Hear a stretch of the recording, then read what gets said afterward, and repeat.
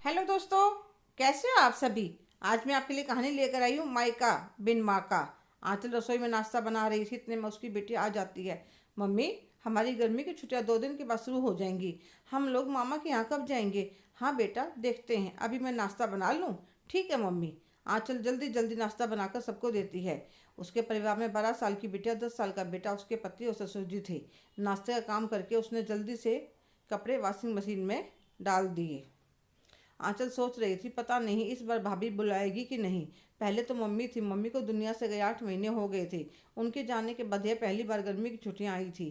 पहले जब बच्चों को लेकर छुट्टियों में जाती तो मम्मी भैया भाभी सब खूब लाड करते थे। पर अब बात दूसरी है। पर बच्चों को कैसे समझाऊं कि बच्चों, अब तुम्हारी नानी नहीं रही। 2 दिन इसी सोच विचार में निकल गए। आंचल की बेटी अपने छोटे भाई से बार बार गर्मी की छुट्टियों की बातें कर रही थी। आज से बच्चों की छुट्टियां शुरू हो गई थी। मैं दोपहर का खाना बनाने लग रही थी, इतनी देर में भाभी का फ़ोन आ जाता है। कैसी हो आंचल दीदी। मैं ठीक हूँ, आप ठीक हो भाभी। माफ़ करना दीदी, गोलू कई दिन से बुखार आ रहा था, इसलिए मैं टेलीफोन नहीं कर पाई। आपके भैया को कल भेज दूँ क्या, आपको बच्चों को लेने के लिए। छुट्टियां तो शुरू हो गई होंगी। हाँ भाभी, आज पहली छुट्टी है। तो ठीक है दीदी, मैं कल आपके भैया को भेज दूँगी। आज आप अपनी और बच्चों के सामान की पैकिंग कर लेना। ठीक है भाभी। मन में एक संशय सा लिए मैंने अपनी पैकिंग शुरू कर दी। बच्चे बहुत खुश थे मामा के यहाँ जाने के नाम पर। उनकी मामा के बेटे गोलू और बेटी पल्लवी के साथ बहुत बनती थी। मैंने अपनी मेड से 10 दिन के लिए खाना बनाने की बात भी कर ली थी। अपने पति ससुर को भी सारी बातें समझा दी थी। पहले तो सासू माँ थी, चिंता नहीं रहती थी। 3 साल पहले वह दुनिया को छोड़ चुकी थी। फिर भी मेरे पति और ससुर जी ने मुझे मायके जाने के लिए कभी मना नहीं करते थे। अगले दिन सुबह भैया आए, हम सब उनके साथ आ गए। बच्चे हमारा ही इंतजार कर रहे थे। आते ही बुआ बुआ कहकर गले लग जाते हैं। भाभी भी रसोई में से निकल कर आती है और गले लग जाती है। आ गए दीदी आप, जल्दी से वह नाश्ता लेकर आते। उन्होंने मेरी पसंद के आलू प्याज के पकौड़े बना रखे थे और गुलाब जामुन भी ला रखे थे। तो मैं कहने लगी, भाभी इतना परेशान होने की क्या ज़रूरत थी। अरे दीदी, यह तो आपकी पसंद के हैं इसलिए बनाए हैं।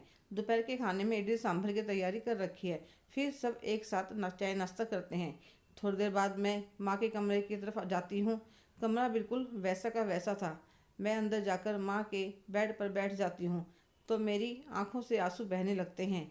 इतने में भाभी आ जाती है। अरे दीदी, आप यहाँ अकेली बैठी हो, आ जाइए मेरे कमरे में, देखिए तो सही। एक दिन मैं मॉल में घूमने गई थी तो मुझे वहाँ पर पर्स बहुत पसंद आई। तो मैंने एक अपने लिए और एक आपके लिए भी ले आई। आप देख लीजिए आपको कौन सा पसंद है। तो मैं भाभी के कमरे में आ जाती हूँ। भाभी दोनों पर्स मेरे सामने रख देती है। अरे भाभी, आपको जो पसंद है वह रख लीजिए, दूसरा मैं ले लूँगी। दीदी, आप भी कमाल करती हो। पहले आपकी पसंद होगी, फिर मेरी। मैं एक पर्स ले लेती हूँ। भाभी दोपहर का खाना बनाने लग जाती है। मैं उनकी मदद के लिए रसोई में जाती हूँ तो वह मुझे कहती है, दीदी ससुराल में तो करती ही हो, यहाँ आराम करो, अपनी पसंद की मूवी चला कर देखो। रात को भी भाभी मेरे साथ ही सोती है। एक दिन बाजार ले जाकर बच्चों के, मेरे पति के, सबकी पसंद के कपड़े, मेकअप का सामान, चूड़ियाँ, खाने पीने के लिए नमकीन, मिठाई सब दिलवा कर लाती है माँ की तरह।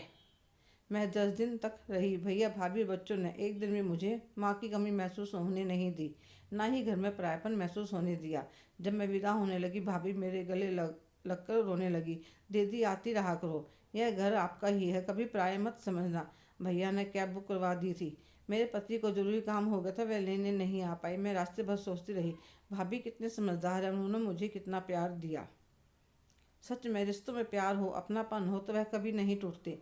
मेरे मन से बस यही एक दुआ निकल रही थी, भगवान सब बेटियों को मेरे जैसा मायका मिले, जो माँ बाप जाने के बाद भी बना रहे। क्योंकि एक मायका ही ऐसी जगह होती है जहाँ जाकर बेटियों को सुकून मिलता है। अगर कोई सूखी रोटी भी खिला दे तो वह उसमें भी खुश हो जाती हैं। वह तो बस प्यार और अपनेपन की भूखी होते हैं, जो ससुराल में किसी खुशनसीब को ही मिलता है। हेलो दोस्तों, कैसे हो आप सभी। आज की कहानी आपको कैसी लगी, कमेंट करके ज़रूर बताइएगा। अगर आप मेरे चैनल पर नए हैं तो प्लीज़ लाइक, शेयर, सब्सक्राइब करना ना भूलें। धन्यवाद।